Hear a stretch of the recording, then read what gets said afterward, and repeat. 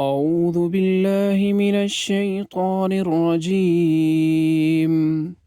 بسم الله الرحمن الرحيم. أرأيت الذي يكذب بالدين فذلك الذي يدع اليتيم ولا يحض على طعام المسكين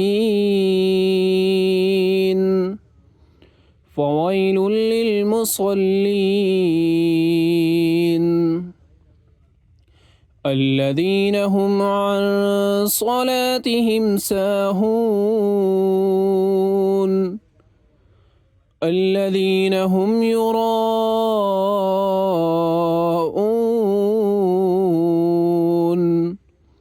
ويمنعون الماعون